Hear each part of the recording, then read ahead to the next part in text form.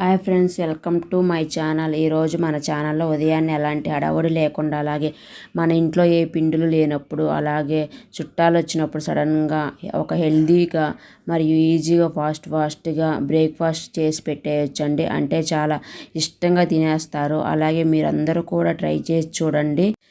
పిల్లల స్కూల్ నుంచి వచ్చినప్పుడు ఏదైనా తినడానికి కావాలని పెట్టమని అడిగినప్పుడు ఇలాగా ఫాస్ట్గా చేసి పెట్టేయచ్చండి. హెల్తీగా బాగా ఇష్టంగా తింటారు.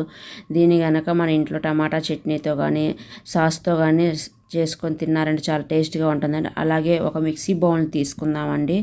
ఆ మిక్సీ బౌల్లో ఒక కప్పు ఉప్మా రవ్వ అండి, సుజీ అంటారు కదా, ఉప్మా రవ్వను పోసుకోవాలి. అలాగే మూత పెట్టేసుకొని 1, 2, 3 సార్లు గ్రైండ్ చేసుకోవాలండి. అంటే మెత్తగా అవ్వదండి, కొంచెం బరగ్గానే ఉంటుంది. ఆ తర్వాత ముందుగా మనం కట్ చేసుకున్న ఆలుగడ్డలను 2 వేసుకోవాలండి. ఒక మీడియం సైజ్ ఆలుగడ్డలను నేను కట్ చేసుకొని వాటర్లో వేసుకొని పెట్టుకున్నాను ముందుగానే.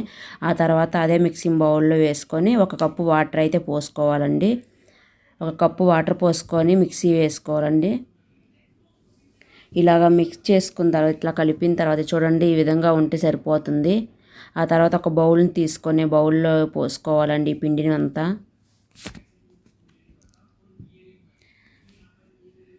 స్మూత్గా గ్రైండ్ చేసుకోవాలండి. స్మూత్గానే మెత్తగా చేసుకోండి, గ్రైండ్ చేసుకుని. అలాగే 1 స్పూను సాల్ట్ని యాడ్ చేసుకోండి. ఆ తర్వాత ఒక మీడియం సైజు ఉల్లిపాయని సన్నగా కట్ చేసుకొని వేసుకోండి. అలాగే 2 సన్నగా కట్ చేసిన పచ్చిమిర్చిని యాడ్ చేసుకోండి. అలాగే కొంచెం కొత్తిమీర యాడ్ చేసుకోండి. అలాగే కరివేపాకు, సన్నగా కట్ చేసిన కరివేపాకు, అలాగే క్యారెట్లు 2 చిన్న సైజుని తీసుకొని తురుముకొని వేసుకోండి. వేసుకున్న తర్వాత బాగా కలుపుకోవాలండి. ఆ తర్వాత 1 టేబుల్ స్పూను జీలకర్ర వేసుకోండి. అలాగే 1 టేబుల్ స్పూను బేకింగ్ పౌడర్ని యాడ్ చేసుకోండి. అలా యాడ్ చేసుకున్న తర్వాత వాటర్ అయితే పోయండి బేకింగ్ పౌడర్ మీద. ఇలా పోసినప్పుడు ఇలా పొంగుతుంది చూడండి, ఈ విధంగా పొంగుతుంది. ఆ తర్వాత బాగా కలుపుకోవాలండి, పిండి అంతా కలిసిపోయేంతవరకు బేకింగ్ పౌడర్ని. ఇలా బాగా కలుపుకున్నారంటే బేకింగ్ పౌడర్ అంతా పిండి అంతా కలిసిపోయి ఉంటుంది. ఆ తర్వాత స్టవ్ ఆన్ చేసి ఒక పెనం పెట్టుకోండి. పెనం పెట్టుకొని ఆయిల్ వేసుకోవాలి. దానిలో కొంచెం ఆయిల్ ఎక్కువగానే వేసుకోవాలండి. ఆయిల్ వేసుకోవటం వల్ల రుచిగా ఉంటుందండి. ఆ తర్వాత కొంచెం పిండి వేసుకొని ఊతప్పని బాగా కాల్చుకోవాలి. ఇలాగా ఊతప్పుని మరీ పలుచగా కాకుండా మరీ మందంగా కాకుండా పిండిని వేసుకోండి. ఆ తర్వాత మూత పెట్టారంటే ఒకవైపు గోల్డెన్ కలర్లో వస్తుంది, మరొక వైపు పిండి పచ్చిగా లేకుండా ఇలాగ అయితే ఉంటుందండి.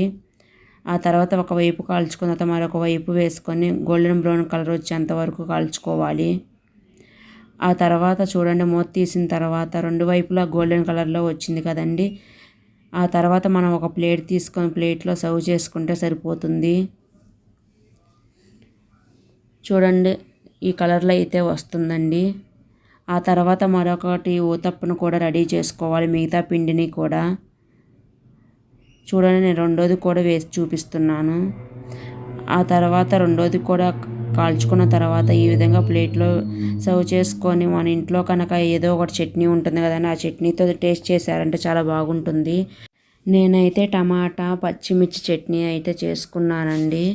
ఈ పచ్చిమిర్చి టమాటా చట్నీని నేను ఈ ఊతప్పులోనైతే టేస్ట్ చేసుకున్నానండి. చాలా రుచిగాను, క్రిస్పీగాను, పైన క్రిస్పీగా కరకరలాడుతూ లోపల సాఫ్ట్గా ఉందండి. చాలా బాగుంది. మీరు కూడా ఒకసారి ట్రై చేసి చూడండి. తప్పకుండా కామెంట్ చేయండి ఎలా వచ్చిందో. చూడండి, ఈ విధంగా అయితే నేను రెడీ చేసుకున్నాను. అలాగే మన ఛానల్ ఫస్ట్ టైం చూసినట్లయితే ప్లీజ్ సబ్స్క్రైబ్ చేసుకోండి. ఇలా చేసుకోవటం వల్ల మీకు మరిన్ని వీడియోలు నోటిఫికేషన్ ద్వారా అయితే వస్తాయి. అలాగే పక్కనే ఉన్న బెల్ సింబల్ని క్లిక్ చేయండి. ప్లీజ్ లైక్ చేయండి, షేర్ చేయండి. Thank you for watching. Bye అండి.